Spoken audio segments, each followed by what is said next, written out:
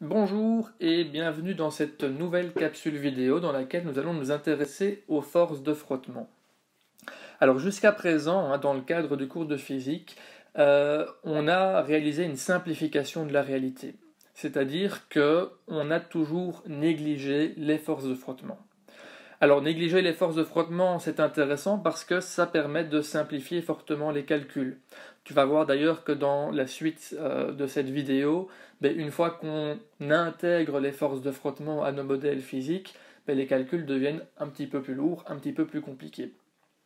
Le souci, quand on néglige les forces de frottement, c'est qu'il y a toute une série de situations où en fait, les frottements sont tout simplement pas négligeables, où il faut en tenir compte, parce que sinon on ne peut pas rendre compte de la réalité correctement. Alors, pour t'en donner l'un ou l'autre exemple, on peut par exemple se rappeler du principe d'inertie. Alors rappelle-toi le principe d'inertie, on a vu ça en classe, c'est le fait qu'un corps évolue en mouvement rectiligne uniforme, sauf si on lui applique une force. Et tu te rappelles peut-être que quand on a vu ce principe, il ne semblait pas tellement évident.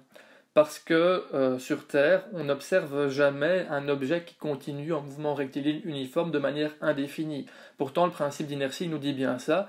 Il nous dit, voilà, si j'ai un objet qui va à une certaine vitesse, eh bien, cet objet, il va continuer à la même vitesse, en ligne droite, sauf si on vient lui appliquer une force. Eh bien, si on néglige les forces de frottement, on n'est pas capable de comprendre que dans la vie de tous les jours, un objet qui aurait une vitesse donnée, en fait, ralentit. Parce qu'il ralentit justement à cause des forces de frottement. Et donc, pour que le principe d'inertie soit vérifié, il faut tenir compte des forces de frottement. Justement, les forces de frottement sont des forces qui vont venir modifier la vitesse et donc l'état de mouvement de l'objet. Donc par exemple, si je prends un skateboarder qui donne une impulsion, il va aller à une certaine vitesse, ce skateboarder, je vais représenter d'ailleurs le vecteur vitesse ici, voilà. Eh bien, ce skateboarder, si je ne tiens pas compte des forces de frottement, le principe d'inertie nous dit que il devrait continuer à vitesse constante.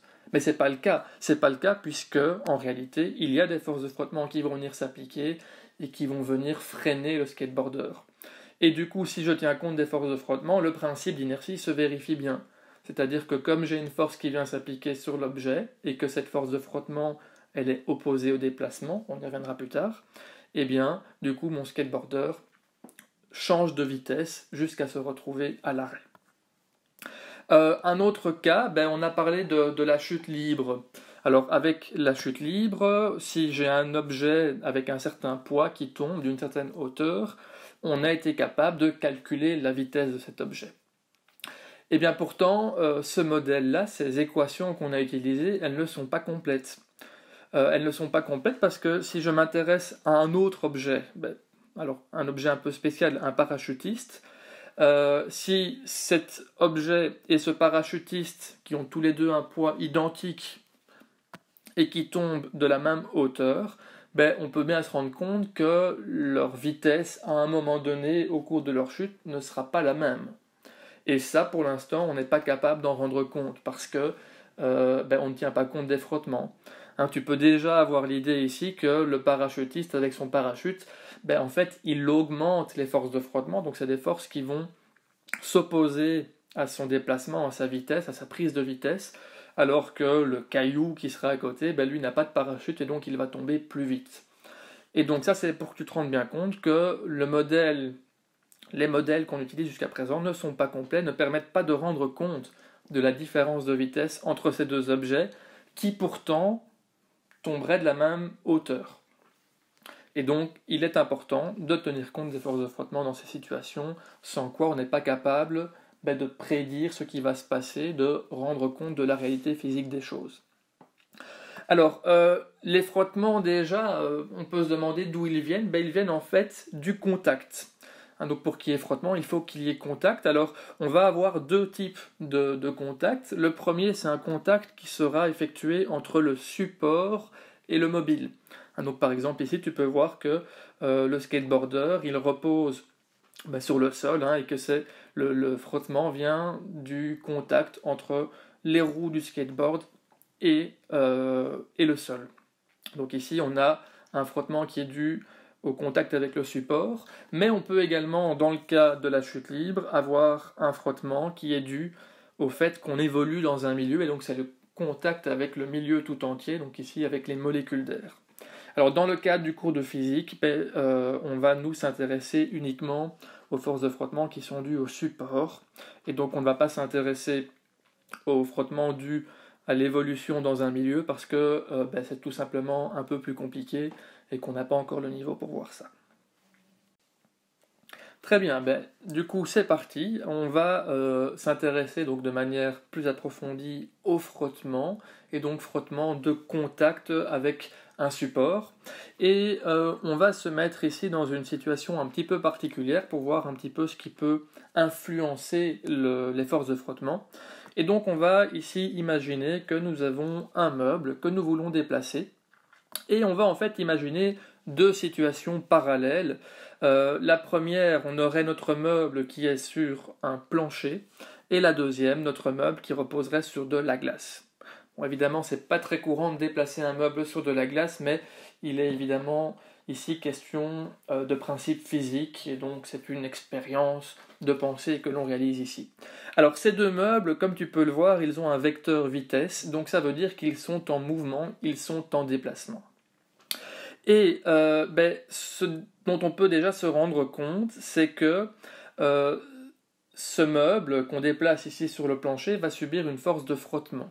Alors déjà, une première chose, la force de frottement, elle va toujours être opposée au déplacement.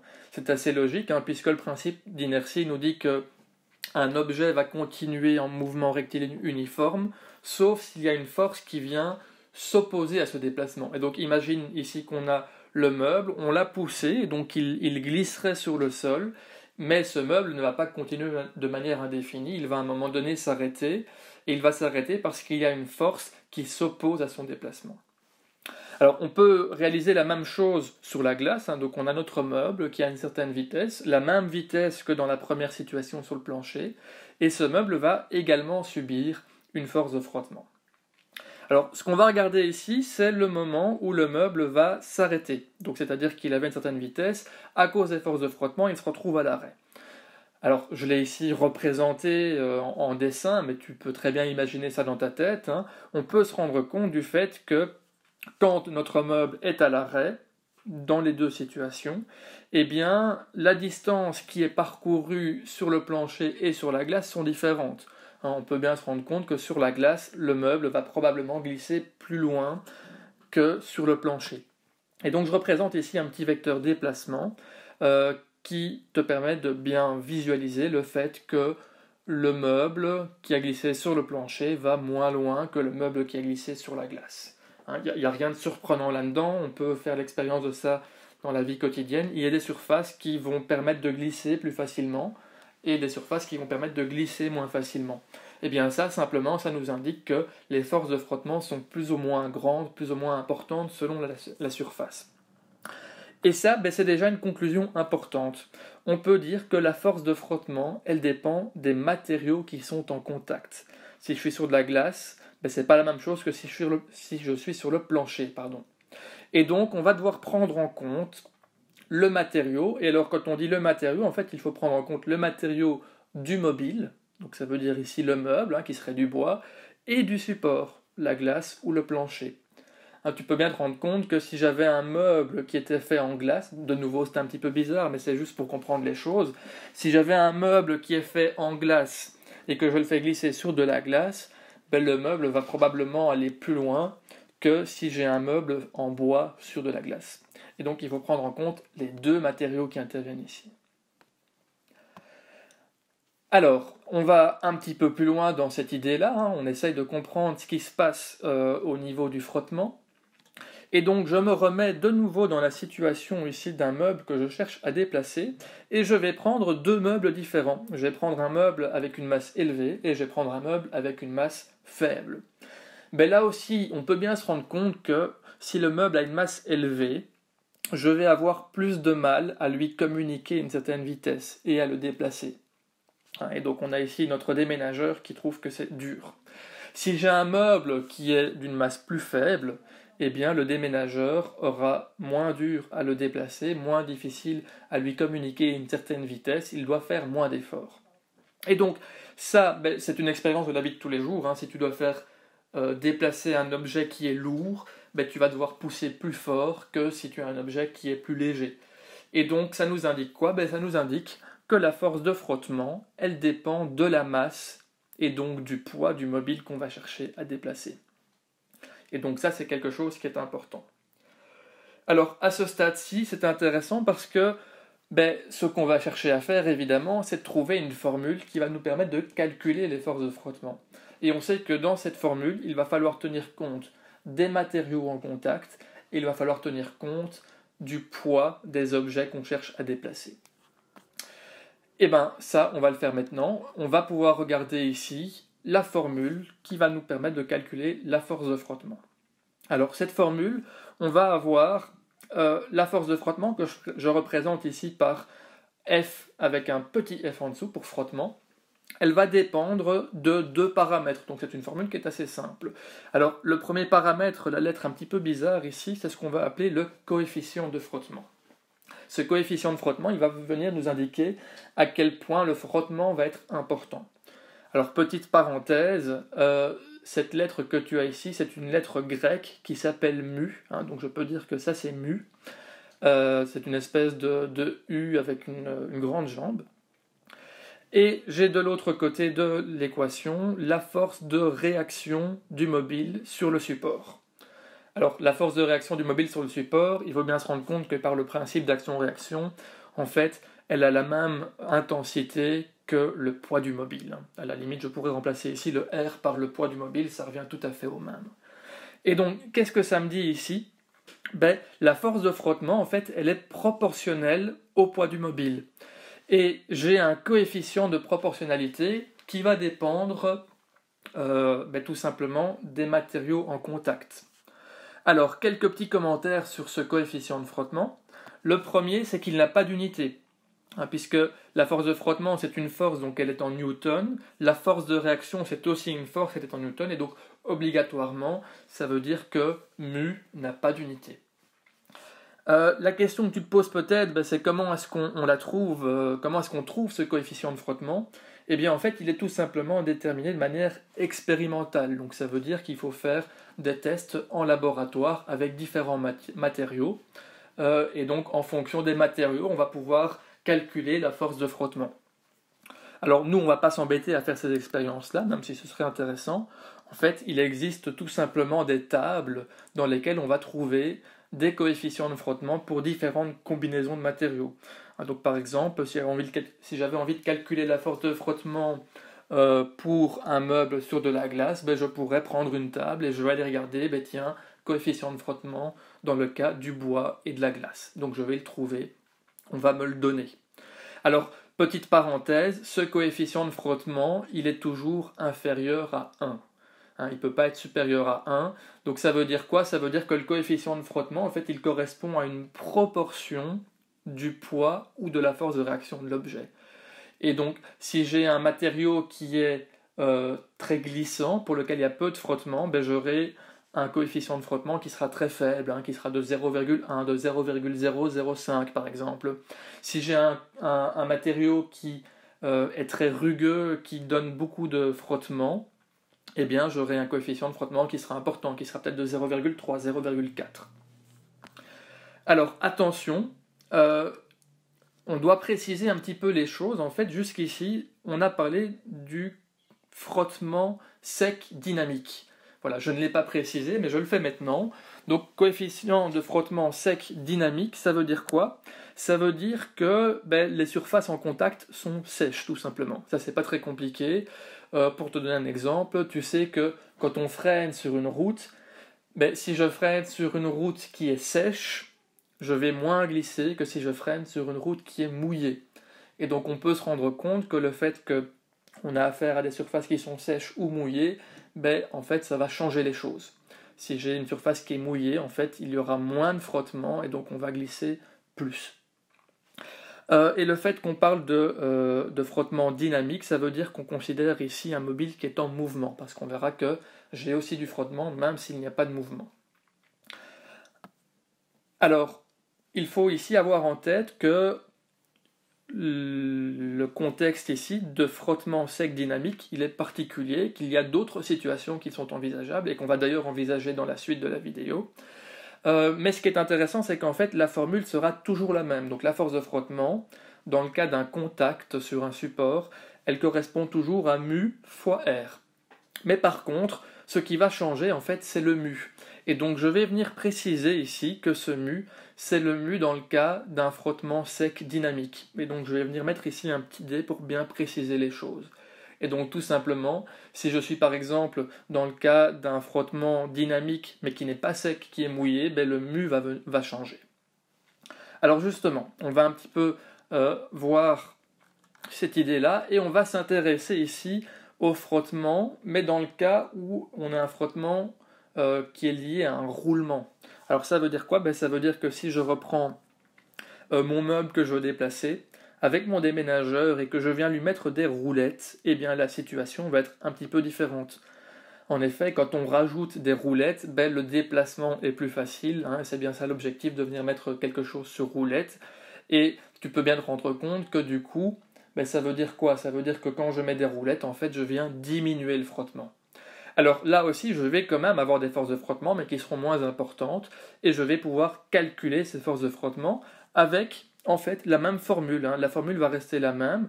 La seule chose, tu vois, c'est que le coefficient ici de frottement, eh bien, ce sera un coefficient de frottement de roulement. Et donc, je viens rajouter un petit R ici pour préciser les choses. Alors, à nouveau, j'ai des tables de coefficients de frottement, de roulement qui existent. Et donc, imagine, si j'ai des roues qui seraient en acier et que j'ai un plancher qui est en bois, ben, je vais aller chercher acier et bois dans une table de coefficients de frottement spécifique pour le frottement de roulement. Voilà. Mais donc, la formule possède toujours la même forme. Alors, on va encore un petit peu plus loin et on s'intéresse maintenant au frottement statique. Alors c'est peut-être un peu surprenant, mais en fait, un objet possède aussi, va subir plutôt un frottement statique. Donc frottement statique, ben, ça veut tout simplement dire qu'il n'y a pas de mouvement. Et donc ça veut dire quoi? Ça veut dire qu'il y a un objet dont la vitesse est nulle. Alors je vais reprendre mon déménageur, je vais reprendre mon meuble, et ici la petite particularité, c'est qu'en fait, mon objet, eh bien, il va avoir une vitesse qui est nulle. Donc ça veut dire que là, je suis occupé à pousser sur mon objet pour le mettre en mouvement, mais en fait, je n'ai pas encore réussi, entre guillemets, à le décoller du sol. Et du coup, ben, je vais devoir pousser assez fort. Alors, tu as déjà eu cette expérience-là, hein, quand tu déplaces un meuble, souvent au début, avant que le meuble se mette à glisser sur le sol, il faut pousser plus fort. Il faut pousser plus fort, pourquoi? Eh bien, il faut pousser plus fort parce qu'il y a en fait un frottement statique. Et ce frottement statique, il est en réalité plus élevé que quand l'objet est mis en mouvement. Hein, tu as déjà eu cette sensation, tu pousses, au début tu pousses très fort, et puis à un moment donné, ça y est, c'est parti, le meuble se met à glisser, et du coup tu dois pousser moins fort pour continuer à faire avancer le meuble. Eh bien, ça c'est dû au frottement statique. Et donc, si je prends ici mon déménageur qui a cette fois réussi à faire décoller le meuble, qui du coup possède une vitesse, donc là le meuble est en mouvement, eh bien ça devient plus facile de continuer à pousser sur le meuble. Alors, la formule pour calculer le coefficient de pour calculer la force de frottement statique, c'est toujours la même. Donc c'est toujours la force de frottement est égale à mu fois R. La seule chose, c'est qu'on va venir ici utiliser un coefficient de frottement statique. Et donc ça veut dire que je vais à nouveau aller chercher dans une table, mais cette fois-ci de coefficient de frottement statique, et je vais regarder par exemple bois sur bois pour du plancher avec un meuble en bois. Et donc je vais avoir une table qui va me donner ce coefficient. Alors je ne te donne pas des coefficients ici, ce serait un peu fastidieux, mais ils sont dans le cours, hein, tu peux aller les chercher, il y a des exemples. Et donc il faut bien avoir ici en tête que, en fait, je suis ici dans une expérience avec deux étapes. Hein. Donc si je veux calculer le coefficient de frottement au début, hein, quand le meuble n'est pas en mouvement, je vais utiliser la formule avec mu S, mu statique, coefficient de frottement statique.